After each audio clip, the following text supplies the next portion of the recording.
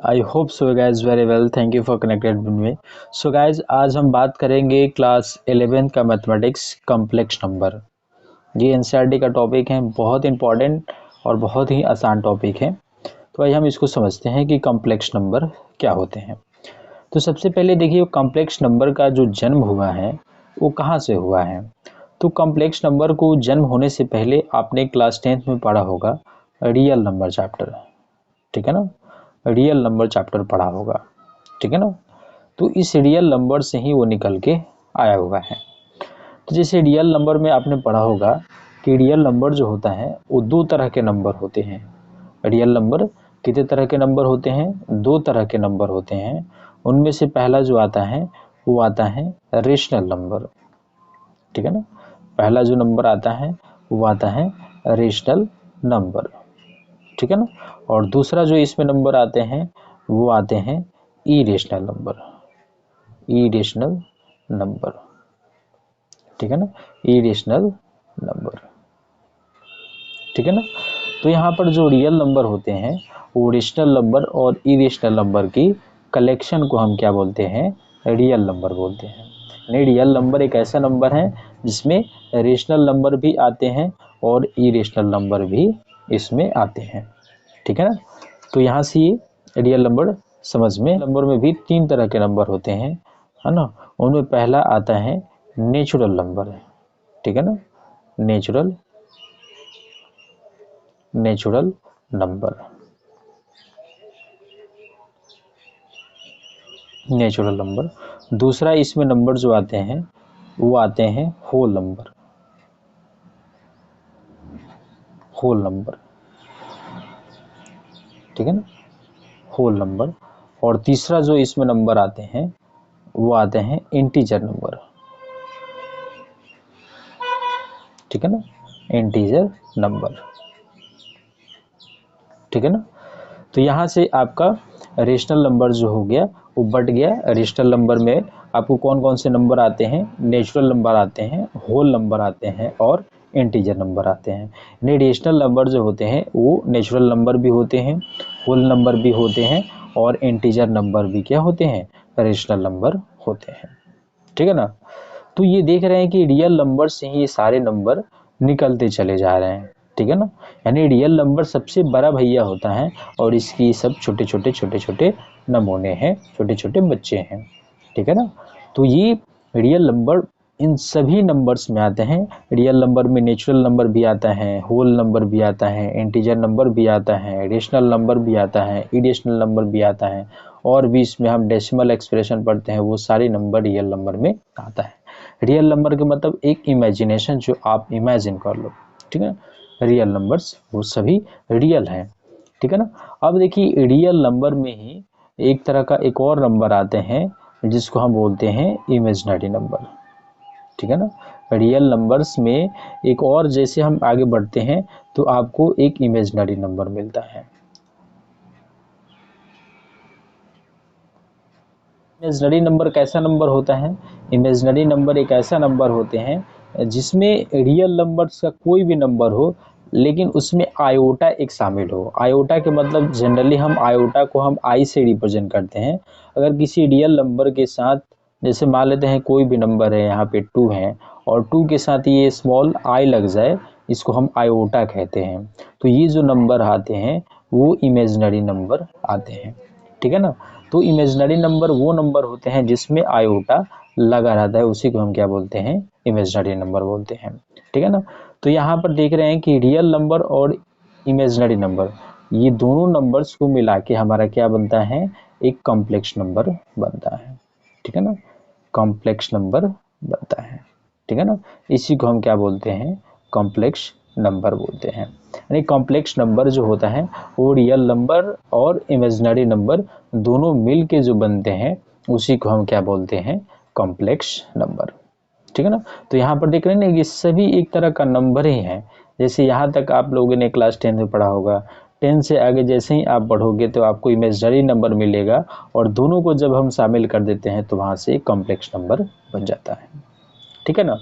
तो यहाँ से आई होप ये कॉम्प्लेक्स नंबर का जन्म कैसे हुआ होगा वो आप समझ गए होंगे। अब यहाँ पे इसको समझते हैं कि हम कैसे पहचानेंगे उसका जो स्टैंडर्ड फॉर्म होती हैं वो कॉम्प्लेक्स नंबर का वो कैसा होता है। तो यहाँ पर देखिए कॉम्प्लेक्स नंबर हेडिंग डालते हैं, कॉम्प्लेक्स नंबर, ठीक है ना, कॉम्प्लेक्स नंबर। तो कोई भी फॉर्म हो है ना, कोई भी नंबर हो जिसमें क्या हो, रियल नंबर और इमेजिनरी नंबर दोनों शामिल होते हैं, उसी को हम क्या बोलते हैं, कॉम्प्लेक्स नंबर बोलते हैं। यानी यहाँ पे लिखेंगे the complex number of the form, complex number number of the form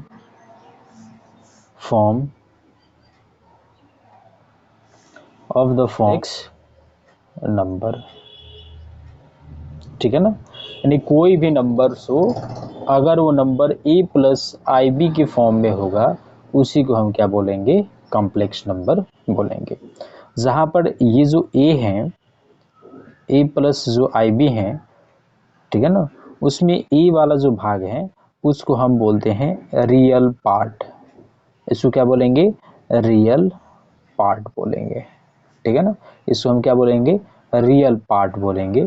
और जो ये वाला आई बी के फॉर्म में होगा इसको हम कॉम्प्लेक्स नंबर बोलेंगे, इमेजिनरी नंबर बोलेंगे, सॉरी इमेजिनरी नंबर बोलेंगे, इमेजिनरी।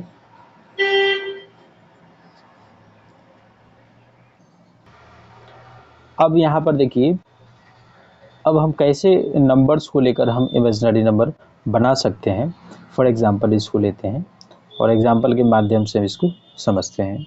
जैसे मान लेते हैं कि कोई भी नंबर है ना, सपोज मान लेते हैं कि यहाँ पर 5 लिखा हुआ है, कोई नंबर यहाँ पे 5 लिखा हुआ है। तो 5 जो है वो क्या कॉम्प्लेक्स नंबर है कि नहीं है, क्या इसको कॉम्प्लेक्स नंबर के फॉर्म में लिखा जा सकता है कि नहीं लिखा जा सकता है। तो 5 को हम कॉम्प्लेक्स नंबर मतलब a प्लस आई बी के फॉर्म में इसको लिखना चाहते हैं तो 5 प्लस 0 इंटू आई लिख सकते हैं, ठीक है ना। 5 प्लस 0 इंटू क्या लिख सकते हैं, आई लिख सकते हैं। तो अब ये देखिए ये a और प्लस में आई बी के फॉर्म में आ गया, तो यहाँ से ये 5 जो हो गया वो कॉम्प्लेक्स नंबर हो गया, क्योंकि 5 को हम एक कॉम्प्लेक्स नंबर के फॉर्म में यानी a प्लस आई बी के फॉर्म में लिख सकते हैं, उसी को हम क्या बोलेंगे, कॉम्प्लेक्स नंबर।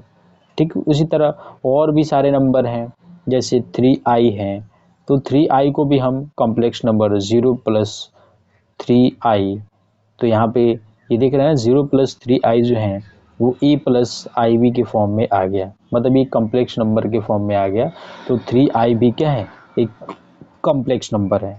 तो कॉम्प्लेक्स नंबर में रियल पार्ट को लेकर भी हम कॉम्प्लेक्स नंबर बना सकते हैं, इमेजिनरी नंबर को लेकर भी हम कॉम्प्लेक्स नंबर बना सकते हैं। तो आई होप ये कॉम्प्लेक्स नंबर समझ में आ गया होगा। अब देखिए अब आपको इस चैप्टर में आपको क्या पढ़ने हैं कि कॉम्प्लेक्स नंबर और में आपको जो भी फॉर्म होगा उसमें आपको रियल पार्ट में आपको ए की वैल्यू निकालना होगा और बी की वैल्यू निकालना होगा।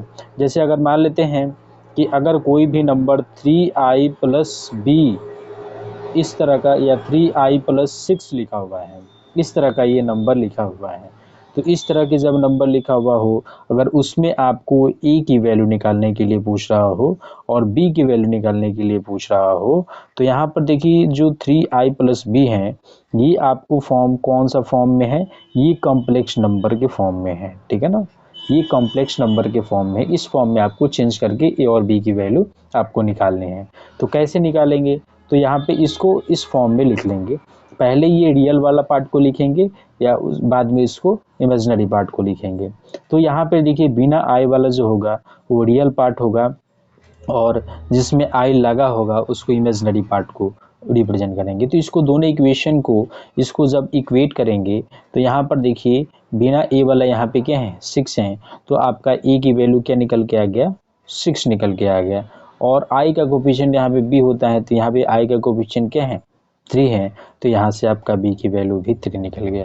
तो इस तरीके से कोई भी कॉम्प्लेक्स नंबर का form a plus i b के फॉर्म में होगा तो उसको हम निश्चित रूप से a और b की वैल्यू आसानी से इक्वेट करके निकाल सकते हैं। तो आई होप ये कॉम्प्लेक्स नंबर के डेफिनेशन और इसको पहचान जो है, जो आइडेंटिफिकेशन है, वो आपके समझ में आया होगा। उसके बाद जो हम इसका जो प्रॉपर्टी है कॉम्प्लेक्स नंबर की, ये कहाँ कहाँ इसके और इसको अप्लाई कर सकते हैं, इसकी हम नेक्स्ट वीडियो में इसको हम जानेंगे। आज के लिए इतना ही रहने देते हैं। Thanks for watching this video. Thank you.